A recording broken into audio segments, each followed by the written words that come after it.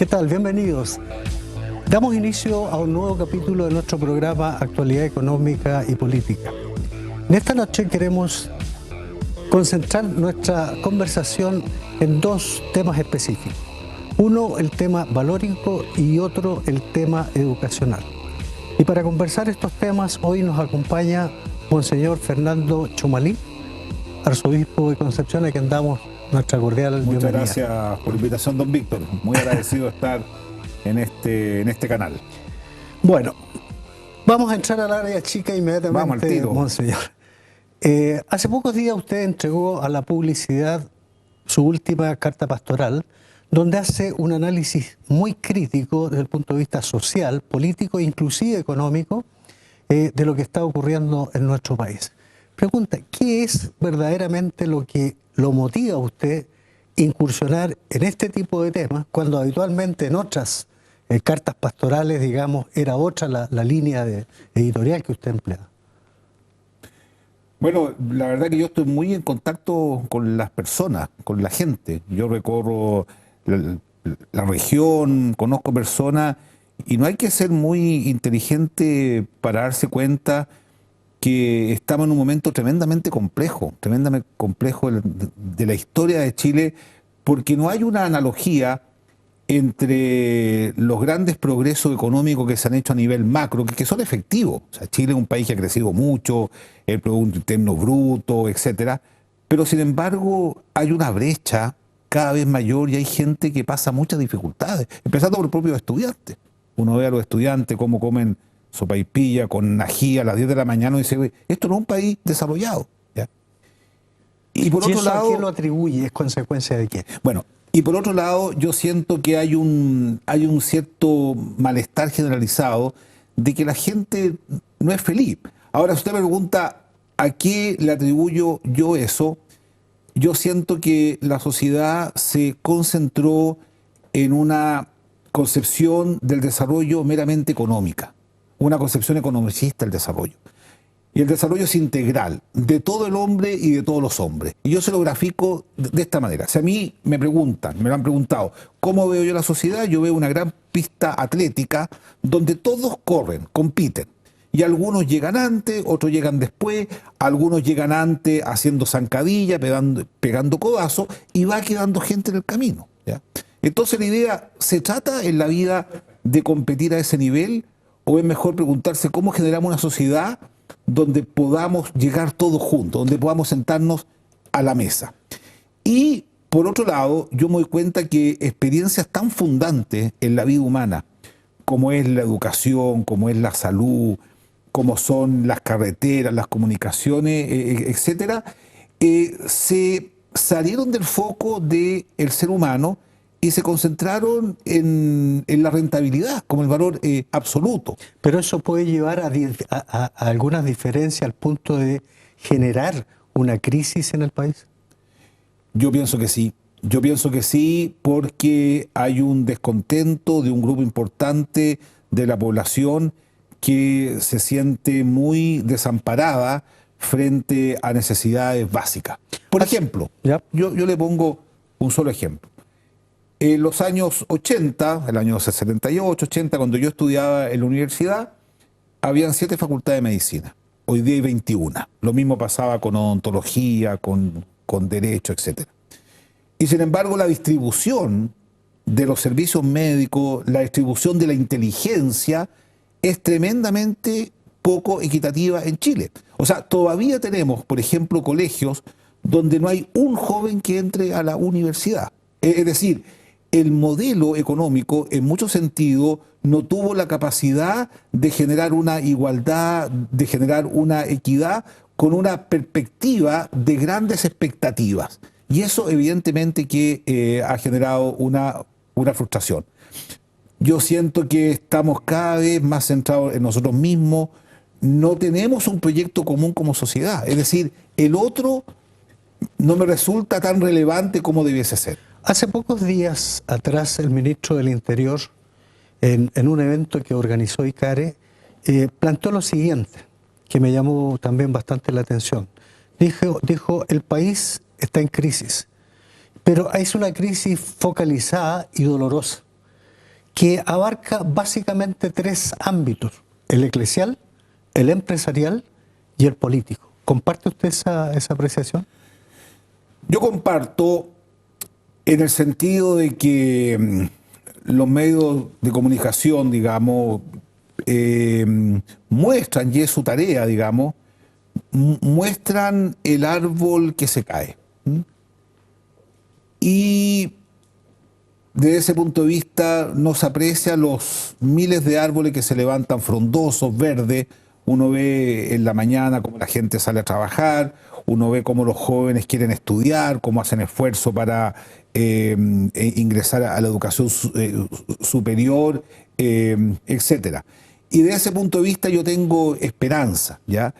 Pero tampoco soy ciego, digamos, en compartir lo que dice el ministro Burgo, de que hay una situación de desánimo muy grande por lo que pasa en el mundo político, que por naturaleza están llamados a velar por el bien común. ¿Ah? Pero también esa afirmación es bastante amplia, incluso toca el ámbito eclesial. Bueno, nosotros evidentemente estamos pasando por una crisis. A eso quería obvio, llegar. no, absolutamente. O sea, ahora, la crisis por la cual está atravesando la Iglesia en este momento responde básicamente a factores internos derivados de cambios en la estructura dentro de la propia Iglesia, ¿o hay factores externos que de alguna manera están explicando esa crisis de la Iglesia? Bueno, evidentemente que los escándalos que han habido al interior de la Iglesia han mermado significativamente en muchas personas la credibilidad. Eso es evidente, muy penoso y muy triste. Pero también hay otros factores exógenos que tienen que ver con una nueva cultura donde aparece el emerger de la subjetividad. Es decir, no es la naturaleza o la autoridad que me va a decir quién soy yo y qué tengo que hacer. Yo tengo que descubrirlo por mí mismo. Entonces, soy yo, digamos, el valor absoluto, el referente último desde donde miro la sociedad, miro mi experiencia de Dios, etcétera, que no se cree que puede estar subsumida en una estructura. O sea, eso también ha pasado. Los jóvenes siguen siendo idealistas. Hay muchos que son creyentes, como dice la última encuesta, un gran porcentaje de los jóvenes son creyentes, pero les cuesta mucho más ingresar a una estructura y a verdades, digamos, que lamentablemente hay que reconocer no son entregadas de la mejor forma. En ese sentido, yo creo que una debilidad que tenemos nosotros y el esfuerzo que yo trato de hacer en lo personal, especialmente a través de la experiencia artística, es educar una pedagogía para mostrar la belleza de la reflexión cristiana, la belleza del mensaje cristiano, en el cual yo creo y que a mí me ha hecho muy bien. Pero siento que hay un problema pedagógico, que es el mismo problema que tienen todas las instituciones. Ahora, eso de alguna manera, a los problemas a los cuales usted se refiere, que lamentablemente se han visto involucrados la Iglesia, sí, ha llevado a que se produzca un alejamiento de parte de los feligreses y en general de la gente que adscribe a la Iglesia Católica? A ver, yo creo que han pasado dos cosas. Uno, que efectivamente el número de católicos ha disminuido. Eso es un dato objetivo. También ha disminuido el número de presencia en los sacramentos. Pero eso tiene otra lectura también, que es la baja de la natalidad. Es decir, Chile es un país donde nacen menos niños.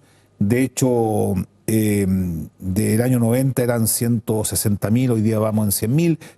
Tenemos una tasa de 1,8 que es muy baja, y también han disminuido considerablemente los matrimonios y la experiencia familiar nuclear, que tradicionalmente era la transmisora de la fe.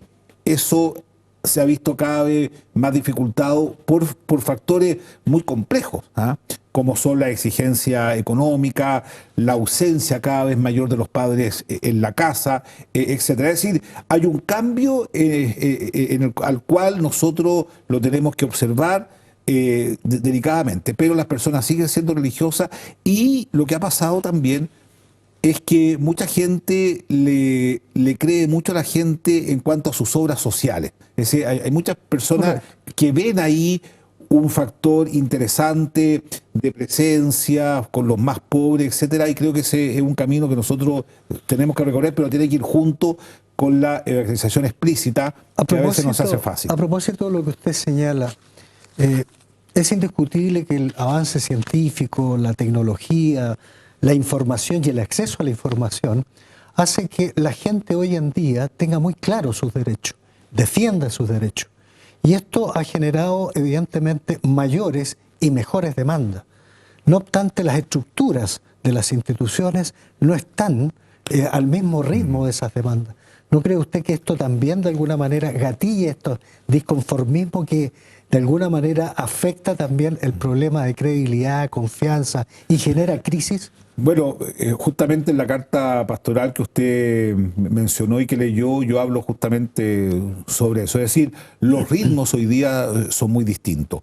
Los ritmos del Estado, que por naturaleza es lento, reflexivo y sobre todo que piensa en el mediano y largo plazo, no tiene la capacidad de responder de manera inmediata a las necesidades de las personas que son de aquí y ahora. Pero es interesante esto, que si uno mira, las demandas de las personas son muy localizadas y tienen que ver con sus intereses personales que muchas veces son muy legítimos.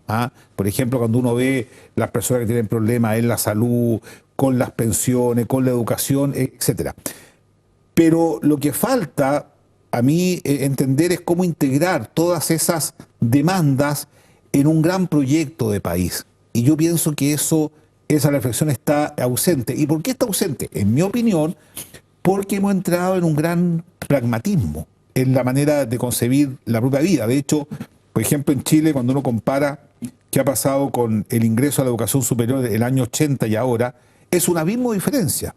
Y eso se refleja en alguna forma también en el funcionamiento de la Iglesia, cuando por un lado se están produciendo procesos de modernización en todos los ámbitos.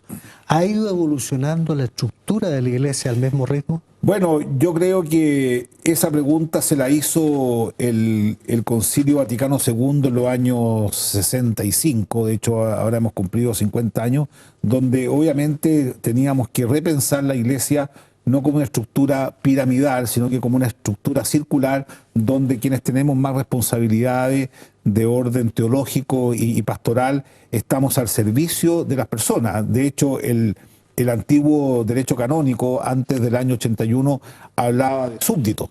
Eso hoy día es impensable. Uno habla de fieles, uno habla de hermanos, se habla de pueblo de Dios. O sea, hay una eclesiología que ha cambiado, pero evidentemente que todavía nos falta crecer mucho en eso. O sea, yo quería volver al tema que usted me planteó de la universidad como ejemplo. Por ejemplo, en Chile en este minuto hay más o menos 900.000 estudiantes de educación superior, de los cuales un buen porcentaje está concentrado en universidades privadas y públicas, etc. De ese número, 10.000 solamente estudian carreras que tienen que ver con el arte, que tienen que ver con el pensamiento filosófico, teológico, etc. Es decir, se ha inundado un pragmatismo muy grande donde hay un convencimiento que los grandes cambios van a provenir del avance científico, más que del cambio personal. Entonces hay una exacerbada esperanza en la tecnología, en las comunicaciones, etcétera, pero las preguntas más de fondo, ¿qué hago yo respecto de mi vida, de mis relaciones humanas? Eso son temas que se hablan muy poco y creo que tenemos que volver a recuperar la escuela de filosofía, enseñar filosofía en los colegios, reivindicar el mundo del arte como una experiencia humana muy fundamental y no caer en una tecnocracia que yo creo que nos ha hecho mucho daño como sociedad. Pero ese comportamiento humano, el de la sociedad en general, responde evidentemente a ciertos hechos que de una u otra manera afectan también o pueden afectar a las personas. Sí, claro. Esto mismo que se está viviendo hoy en Chile, donde la gente se percata, ¿no es cierto?, de todos estos hechos de corrupción, donde ha perdido la credibilidad, donde se ha perdido la confianza en las instituciones, en las personas. La gente no tiene en qué creer, no cree en nada ni en nadie. Y todos sus referentes o representantes, de una u otra forma, también están cuestionados o han sido sometidos al escrutinio público. Sí, claro. ¿Qué opinión le merece eso? Claro. Bueno, la verdad que es bien lamentable, pero una cosa importante es no decir todos cuando son algunos. No decir algunos cuando es uno y no decir uno cuando es ninguno.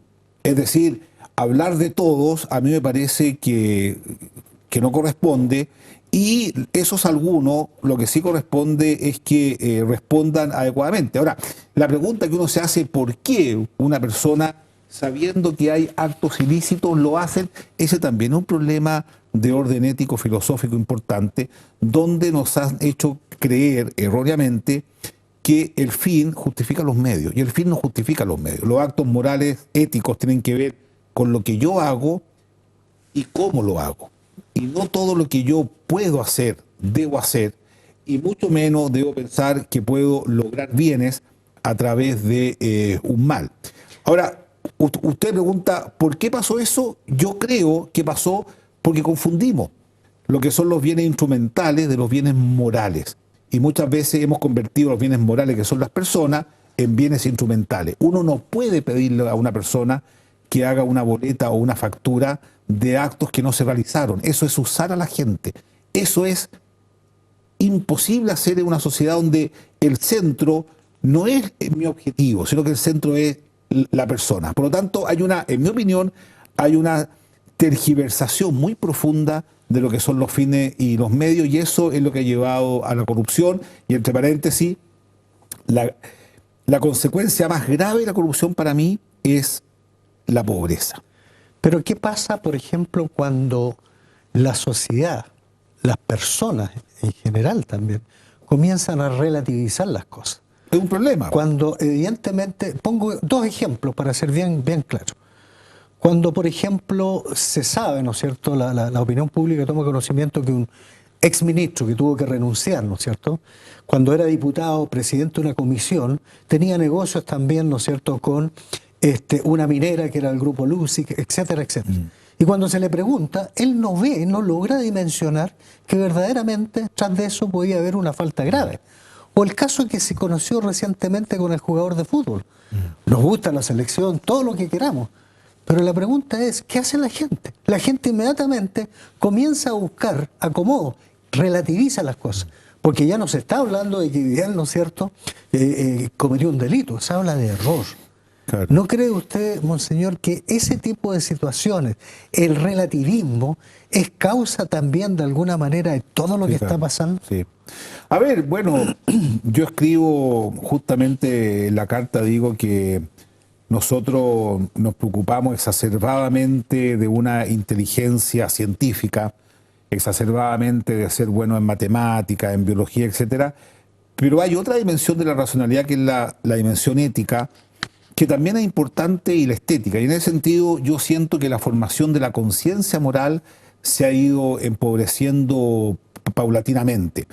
Y creo que los primeros responsables de eso es la familia, ¿ya? Y lamentablemente los ejemplos, los modelos que tienen los jóvenes no siempre responden al deseo de verdad que hay en un acto. Por ejemplo, yo cuestiono muchísimo de que muchas de las personas que están implicadas en estos hechos, le corresponderá a la justicia juzgarlo, pero evidentemente hay algo. Todas esas personas son personas que provienen de sectores muy cultos, que han sido educados en los mejores colegios, en las mejores universidades. Entonces uno se pregunta, bueno, la educación, ¿a qué va dirigida? Va dirigida al éxito. Y la educación tiene que ver en primer lugar con la conciencia moral. Nosotros todos sabemos, acaban de pillar a unos jóvenes de la Universidad Católica de Santiago, los pillaron copiando, copiando descaradamente. Les pusieron un 1. Y una persona que copia descaradamente el día de mañana no va a tener ningún problema de firmar una factura falsa, no va a tener ningún problema de dar una licencia que no corresponde, etc. Es decir, los estándares de moralidad han bajado sustantivamente, porque el foco está puesto en la ganancia, en los objetivos, y no en la persona y en la íntima satisfacción de haber actuado bien. Claro, pero el problema, ¿no es cierto?, también es otro, porque a diario estamos conociendo nuevas cosas. Ya no es una persona, sino que son varias personas. Ya no es una empresa, porque partió una empresa, un banco, Codelco, Soquimis, y la lista sigue. La pregunta es, ¿cuándo para? ¿Dónde podemos encontrar un punto de inflexión? ¿De qué manera poder revertir esta situación? Bueno, yo creo sinceramente que la Iglesia Católica en ese sentido tiene una gran responsabilidad en cuanto a hacer ver el sentido trascendente de la vida, ¿ah?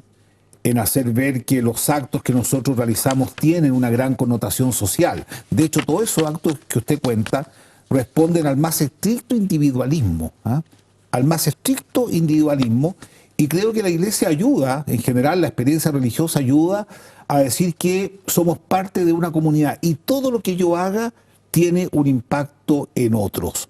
Yo pienso que esa lógica del impacto en otros está tremendamente olvidada justamente por este exacerbado individualismo, un afán de poder muy grande. Yo creo que lamentablemente a todos, yo también soy hijo de eso, nos hacen participar de una sociedad que se mide por la competencia. A los niños chicos cuando entran al jardín ya lo hacen competir para ingresar. En Europa, en Estados Unidos, espero que en Chile no acontezca eso, a los niños lo hacen competir desde el vientre materno, y los niños con síndrome de Down, con enfermedades, no nacen.